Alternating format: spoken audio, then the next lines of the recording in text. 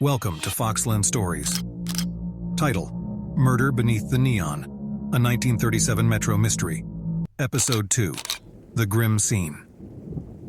Detective Henry Marshall stepped onto the grim scene, his trench coat dampened by the persistent rain. His hat was pulled low, casting his sharp features into shadows, but his keen eyes missed nothing. Marshall was a seasoned investigator, known for his unerring ability to unravel even the most intricate mysteries. He approached the crime scene, his footsteps echoing in the tense silence. Eliza watched as Marshall's arrival sent a ripple of deference through the crowd. The officers parted to make way for him, and with a nod, he crouched down beside the victim. His gloved fingers delicately turned the woman's head, examining her wounds with a clinical detachment that belied the gravity of the situation. Marshall straightened, his gaze drifting towards Eliza. Their eyes met for a fleeting moment, a silent understanding passing between them. Eliza's heart raced. She knew she couldn't escape this web of intrigue now. She stepped forward, the package still clutched tightly in her hand, and addressed the detective. "Excuse me, sir, I think I may have some information that could be relevant," Eliza said, her voice quivering with a mixture of fear and determination. Marshall regarded her for a moment, his expression unreadable. Then, with a faint nod, he motioned for her to continue. Eliza recounted the strange encounter she had had at the station, the mysterious man who had thrust the package into her hands before disappearing into the shadows.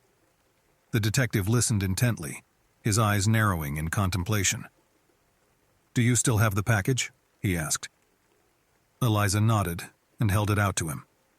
Marshall took it from her, examining it closely. The package was unmarked, wrapped in plain brown paper and sealed with twine. With a careful precision, he unwound the twine and unfolded the paper, revealing a small leather-bound notebook. Marshall's eyes flickered as he scanned the pages of the notebook. "This could be the key to understanding what's happening here," he murmured, more to himself than to Eliza. He handed the notebook back to Eliza and stood up, his mind already working through the tangled threads of the case. "Miss Sinclair, you've become entangled in a dangerous game, whether by chance or design. I suggest you stay close.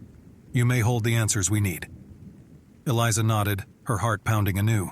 She was both terrified and intrigued, caught in a whirlwind of events that she could barely comprehend. As Marshall directed his officers to secure the scene and gather evidence, Eliza discreetly slipped the leather-bound notebook into her coat pocket. Days turned into nights as Eliza and Detective Marshall worked side by side, piecing together the puzzle that had ensnared them both.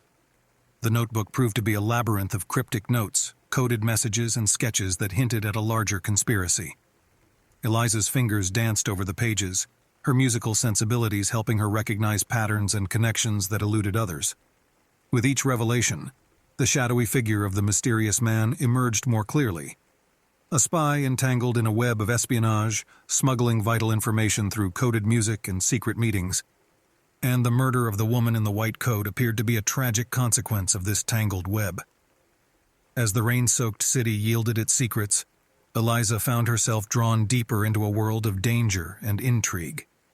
Her elegant piano performances became the backdrop for clandestine meetings, her nimble fingers transcribing coded music that held the key to the spy's messages.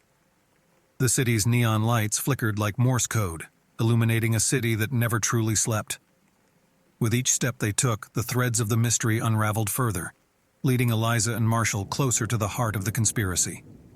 The rain continued to fall, washing away the sins of the city and revealing its true face, one of corruption, betrayal, and secrets buried beneath layers of glamour. And as the storm clouds gathered over Newston, Eliza Sinclair realized that she was no longer just a pianist. She was a player in a dangerous game of life and death, where the keys to the truth were hidden in music, shadows, and the neon lights that painted the city in an otherworldly glow.